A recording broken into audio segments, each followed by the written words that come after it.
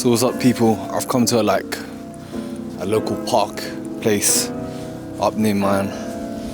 Grabbed a little coffee from the coffee machine, and yeah, let's talk about it, man. I think the last couple months I've really had a slump, and I've definitely been in a state where I feel like I've not been able to produce in terms of the content that I want to create. And the thing is, I want more. You know what I mean? I want more out of life. I want to experience more. I want to have my own crib again. I want to have my own car again. I want to be able to travel the world again. And I feel like I've just stuck. I'm stuck, but I want to dig myself out. I'm looking, and I'm reading my Bible as well, and I'm thinking, there's a lot of people who've gone through similar situations where they saw no foreseeable outcome that was going to be positive, you know, and they've gotten out. Like the story of Joseph, right, where his brothers had abandoned him and sold him off to these Arabians, and then the Arabians sold him off to the Egyptians, and then it so happened to be that he ended up being so good at what he did that he ended up being at the top of the kingdom, basically second to the pharaoh. And I'm like, bruv, how am I supposed to go from being in a room in my family's house to going to being in my own space, being a skilled person? And I'm like, the only person that's holding me back from not learning what I need to learn is myself. And I've just really been in this state where a lot of the past has tried to weave its way back into my life, and I'm like, actually, do I want to have the past? Oh, another dog. Hello, doggy. I've had moments in the last couple months where people from my past have tried to weave themselves back in. And I'm thinking to myself, actually, is this beneficial for me? It's all great, you know, reminiscing on old times and having that little nostalgia about people that you used to spend a lot of time with. But then you notice that there's certain things that don't mesh well anymore. And I've been definitely going through that stage of not being able to, not being able to discern properly whether these people are supposed to be in my life or not. And then I remember just thinking to myself, is this beneficial for me? Is this bringing me back to the future? Back to the future. Hey, Doc! Are these people bringing me back to the past, or are they bringing me into the future? And I realized, I was like, for a long time it was is this a sign? God, is this a sign? Is this a sign that they're supposed to be in my life? And then I thought to myself, actually, no, maybe they're not. And it's a plethora of people. It could be, it was relationships from old, and it was friendships, and it was people from family. So it wasn't just one certain demographic of people, but it was quite a few different people that I had started bumping into again. It made me realize actually, maybe it's just one of them times where them seasons where people they come back in a wave and they disappear again, you know? And I thought, am I trying to be washed back to a shore that I'd already taken off from? And I thought, nah, man.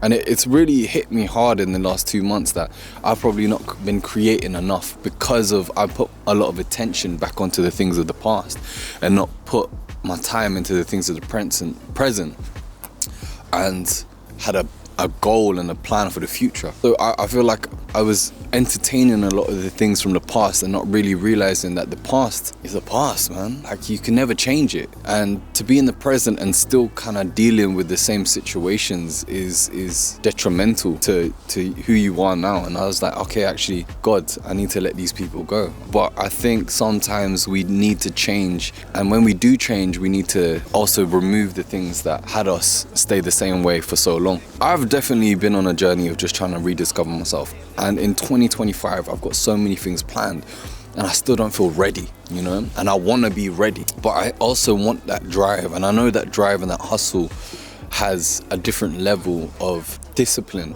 that I've never seen. And it's how do I put that level of discipline into my day-to-day life right now when I've never learned how to do that? Obviously I'm trying to structure myself better. I'm trying to wake up early. I'm trying to be less on my phone.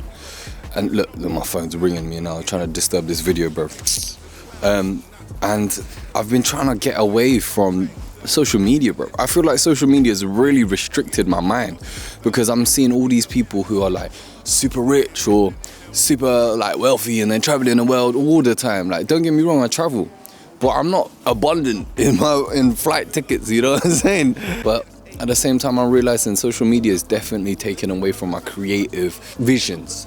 You know, I love to create, but then I think when we consume so much, we realize how much better other people are at creating, and it almost deters you in a sense, because you don't feel as qualified, or you don't feel as capable of doing the things that you see other people doing on the internet. And I'm realizing now, like, yo, it's a step-by-step process. My videos aren't going to be as good as the guy who's on his 105th video, and I'm on my 5th. And so I know it's consistency. I know it's being able to pull out that camera every single day and just say, go, do it, make it, create it. But it is hard.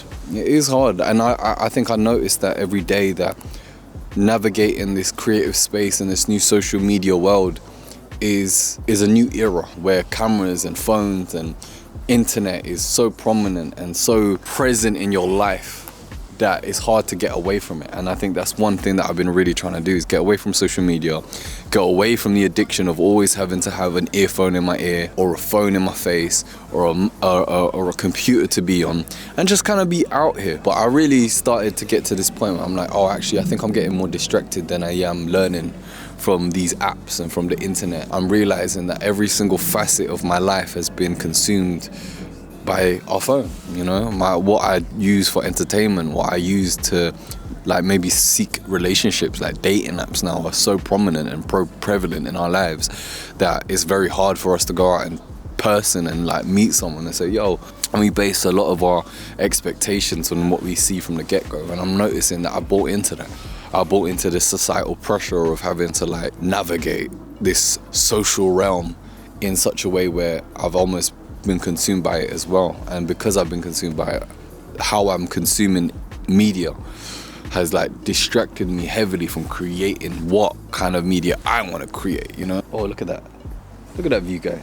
That's a beautiful view, no? Yeah, no, I do want to continue creating. I want to continue providing my life experience on this thing. And me, I've been getting closer to God recently and trying to really get closer to Jesus. And I've been scared, you know what I mean? I realize how scary it is, because people will call you a fool. People will call you like, why do you believe in fairies and fairy tales? I'm like, nah, bro, this is real. Sometimes reality is stranger than fiction. And yo, sometimes you got to put your heart in it and really have some faith that things are all gonna be good and all gonna be okay if you're with God. You know, I survived cancer, bro, twice. So, you know, my testimony is that God saved me for a purpose. Yeah, I feel like we waste away so much in the social world that we don't really see our surroundings, and time passes by, bro. Yeah. Guys, I hope you tune in for more. Take care. Hope you enjoy this sunset. Peace.